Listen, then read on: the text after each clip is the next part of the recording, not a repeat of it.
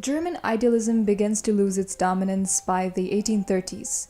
This is when not just realism comes into force, but also when philosophers like Karl Marx and Engels, they start critiquing Hegel's idealism.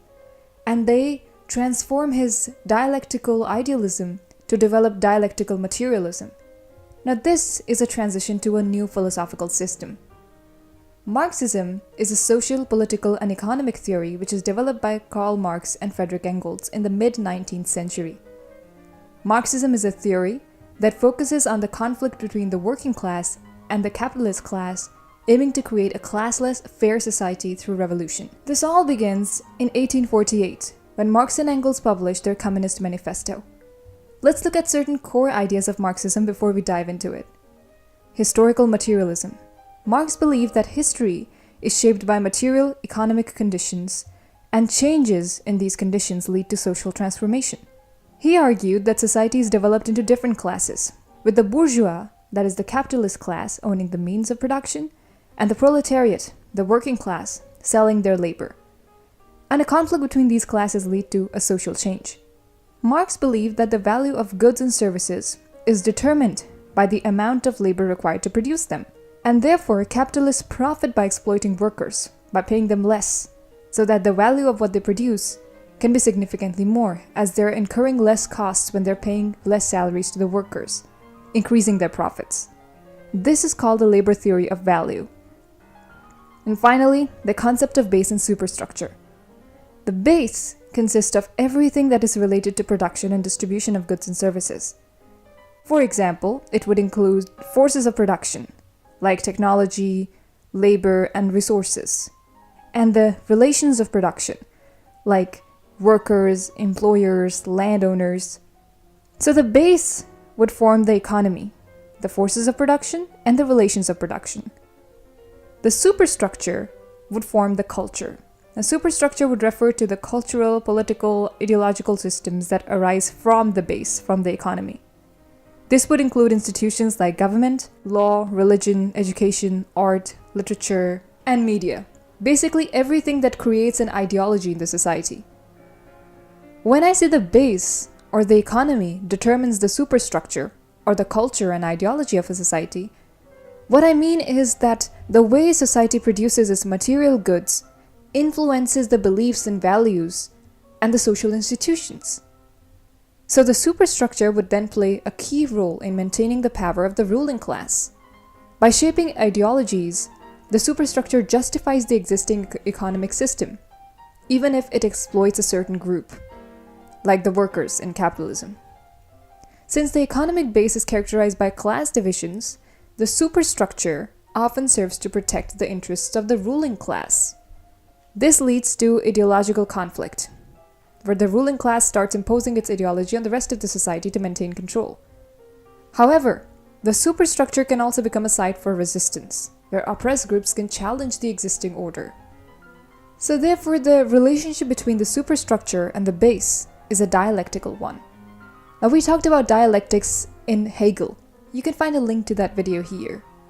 Now, of course, it's important to know about Hegel because he's an important philosopher within the 19th and the 20th century because we'll be talking about him a lot. But for this video, dialectical relationship means two opposing forces mutually influencing each other, creating a constant tension and ultimately leading to development and change. So to summarize what Marx had in mind when he wrote the Communist Manifesto, he talked about historical materialism, he talked about class struggle, he talked about the labor's theory of value, and the concept of base and superstructure, which have a dialectical relationship between them. Marx's philosophy was essentially against capitalism. Capitalism is an economic system where private individuals or corporations own the means of production and operate for profit. So the goal of capitalism is to create a profit-driven economy with minimal government intervention, as we call the laissez-faire. So this is the current system in practice today. Marxism then became an opposition to capitalism because it was a theory that analyzed class struggle and it advocated to overthrow capitalism to create a classless society. Remember, this is a theory, it's not a system. So that means it's just a set of values and ideas that people can follow to reach another system from capitalism. This was simply a theory to guide the working class to overthrow capitalism. And what would they replace capitalism with? They could replace capitalism with socialism, and then to communism. Socialism is an economic system where the government or the community controls the means of production, and it redistributes wealth to reduce inequality. So while the goal for Marxism would be abolition of capitalism and revolution, the goal for socialism would be public ownership and reducing class inequality. But the state still persists. It's just that now the state is formed of community, the workers. Economy is controlled by the state. This is a transitional stage from capitalism to communism. And the one theory that's guiding this transitional stage is Marxism. Once this transition is over, we move from socialism to the final stage, the final goal of Marxism, that is communism. Communism is a political and economic system where all property is owned collectively and there are no social classes. So therefore the goal here is to create a classless and stateless society. There is no government, no state. This is a fully egalitarian society where wealth and resources are shared equally. So here the state disappears and everyone has equal access to resources. So to summarize, today we are living in capitalism. Marxism is a theory that will guide us from capitalism to socialism. Once we are in socialism, we will then aim for communism. Communism is the final goal. From socialism, which is a society made of a government built of the proletariats, to socialism, which has absolutely no government, no state. So the 19th century just went away in calling for a workers' revolution in Germany, because Marx and Engels were German philosophers. It's only in the 20th century that Lenin comes forward and asks for a practical application of this theory in Russia.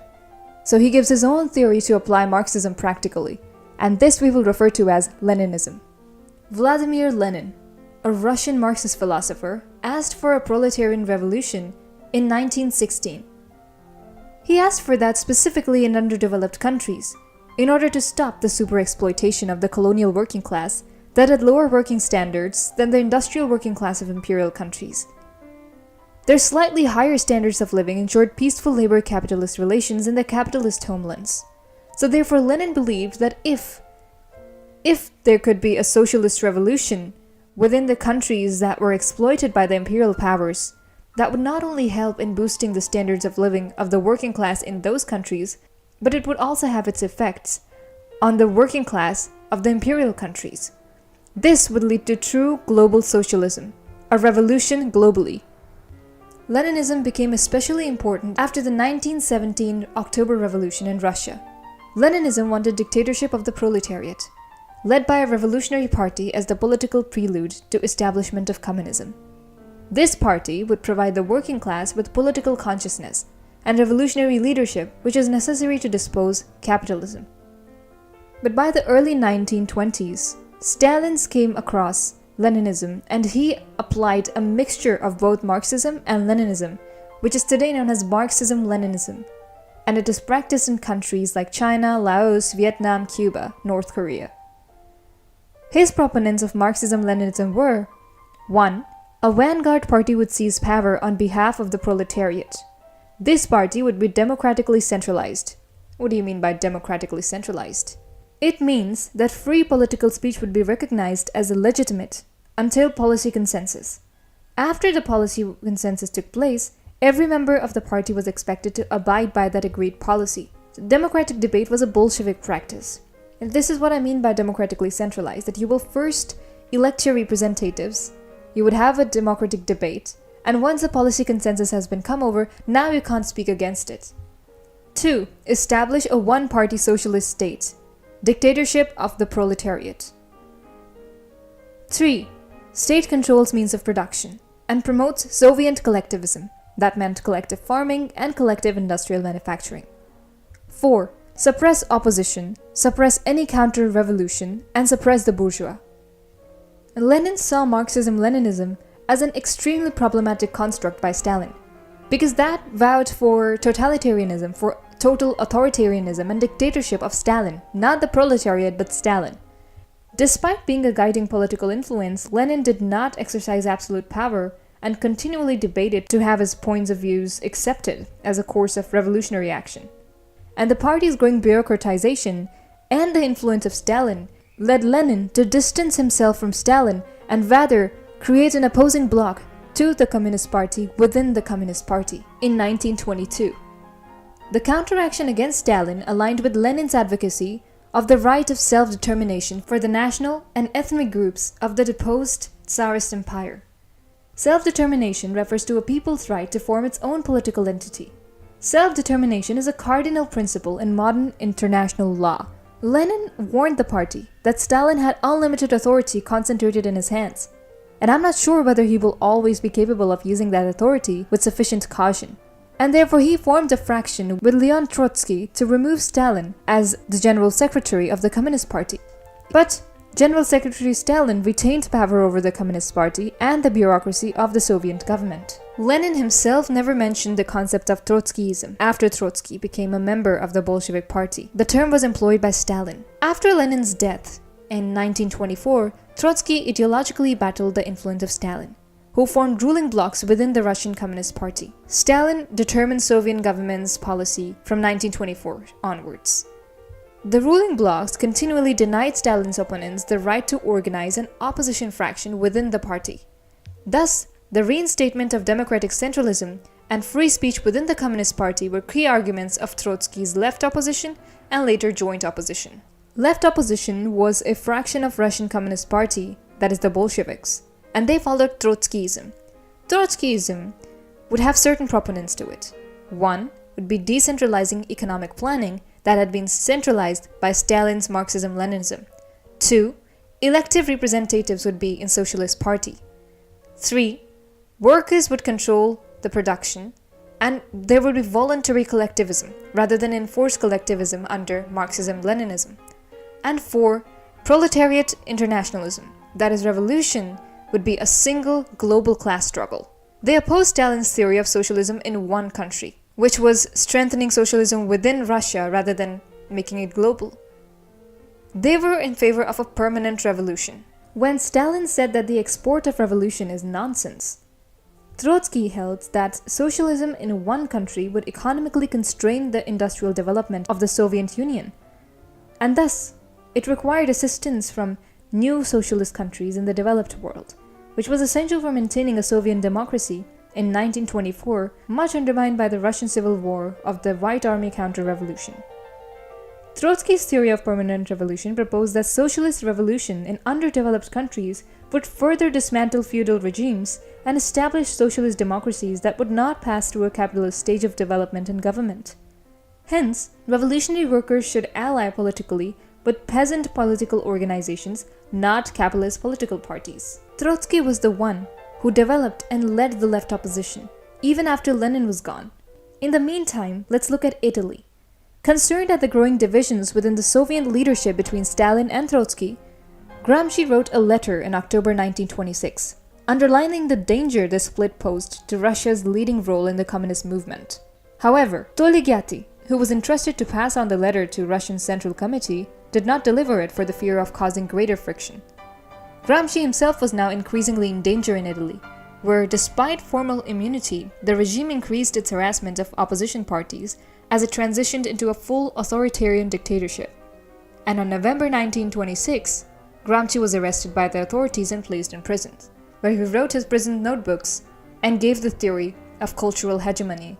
Gramsci argued that the ruling class does not simply control economic or political power, but also, through the dominance of cultural ideas and norms, it can promote ideas that are in interest of the ruling class. Even if those ideas seem natural or universal, they are constructed by the ruling class for their own dominance. Intellectuals had a special role for Gramsci. He distinguished between traditional intellectuals, those who aligned with the ruling class, and organic intellectuals, who arise from the working class and help create new cultural values to challenge the status quo. While all this happened, in Russia, the Communist Party was completely dominated by Stalin, and this led to Trotsky's final exile from Russia in 1929. Now we enter the 1930s. World War I had ended, and the West now had to deal with the Great Depression. With the Great Depression of the 1930s and the rise of fascism, Literature and criticism in both Europe and America took a turn away from formalism towards a more socially conscious mode, as in socialist and Marxist criticism.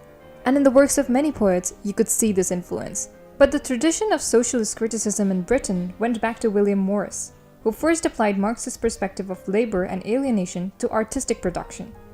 In 1884, the Fabian Society was formed with the aim of substituting for Marxist revolutionary action a Fabian policy of gradually introducing socialism through influencing government policy and raising awareness of economic and class inequalities. A central figure in English literary criticism during the 1930s associated with New English at Cambridge was F.R. Leavis. He took England towards a more socially conscious criticism. In his essay Sociology and Literature, he affirmed that a real literary interest is an interest in man, society, and civilization, and its boundaries cannot be drawn. The poets of the 30s, like W.H. Auden, Stephen Spender, and C.D. Lewis, these were all thinkers that were centered around Marxism. George Orwell, in his later career, saw himself as a political writer and a democratic socialist who, however, became disillusioned with communism, as expressed in his political satire Animal Farm, 1945. Socially conscious criticism had a long heritage in America, going back to figures like Whitman and Emerson. But in the 1930s, notable Marxist critics included V.F. Calverton and Granville Hicks. This period saw the growth of a number of radical journals, as well as the voicing of revolutionary views by non-Marxist critics, like Kenneth Brooke and Edmund Wilson. In Germany, a critique of modern capitalist culture was formulated by the Frankfurt School of Critical Theory, whose major figures included Theodor Adorno, Max Horkheimer, Herbert Marcuse, and Walter Benjamin. Some of these thinkers drew on Hegel and were attempting to revive the negative dialectics or negative revolutionary potential of Hegelian Marxist thought. They insisted, following Hegel, that consciousness is active in creating the world around us. In general, these theorists saw modern mass culture as regimented and reduced to a commercial dimension, and they saw art as embodying a unique critical distance from the social and political world. Walter Benjamin argued that modern technology has transformed the work of art, stripping it of its aura of uniqueness that it possessed in earlier eras. Modern works are reproduced for mass consumption and are effectively copies which relate to no original form. However, this new status of art also gave it a revived political and subversive potential. The thinkers of the Frankfurt School also gave the critical theory, which critiques ideology and exposes the ways cultural and societal norms maintain power structures. Adorno and Horkheimer argued that the culture industry, like mass media, film, music, all of them would standardize cultural products to manipulate and pacify society. Entertainment becomes a tool of domination, ensuring conformity and suppressing critical thought. They also critique enlightenment, as they believe that the same rationality that promised liberation also enabled domination and oppression in capitalist and fascist systems. Then comes the concept of reification and alienation. Influenced by Marx, the Frankfurt School explored how capitalism commodifies human life, leading to alienation or estrangement from one's own labor, oneself, and others. Reification, that is treating social relations as objects, dehumanizes individuals and makes them mere cogs in a capitalist system. Herbert Marcuse critiqued advanced industrial societies for creating one-dimensional thought, where people would accept oppression through consumerism and false needs. These thinkers had a large impact on the New Left and the radical movements in the 1960s. Bertolt Brecht, a German playwright and reformer, had come out with an experimentative technique, which he named as the alienation effect. Brecht avers that the audience capacity for action must be roused, and far from undergoing catharsis, it must be forced to take decisions, partly by its standard expectations being disappointed. For this, it was essential to make sure that the audience was not immersed inside the play that it was watching, but rather constantly reminded that everything that is happening is a form of art, and it's not real life. The Communist Party adopted the aesthetic of socialist realism in 1934. It is a Marxist aesthetic theory that uses art, literature, and music to promote social consciousness in a socialist state. This lasted from 1930s all the way to 1990s. Socialist realism received its most articulate theoretical expression in the works of the Hungarian philosopher György Lukács, the foremost Marxist aesthetician of modern times. Lukács' notion of realism collided with that of Bertolt Brecht's. However, Lukács had an aversion to modernist and experimental art because he thought that it portrayed fragmented, decadent reality, whereas Brecht's experimentation was crucial to his attempts to combine theory and practice in a Marxist aesthetic. Apart from Marxism, the other major modernist critical outlook grounded in political practice is feminism, in all of its many currents. Early feminist criticism is understood through Virginia Woolf and Simone de Beauvoir, but that is for another lecture. If you like this lecture, have a look at this one to understand literary theory a little bit better.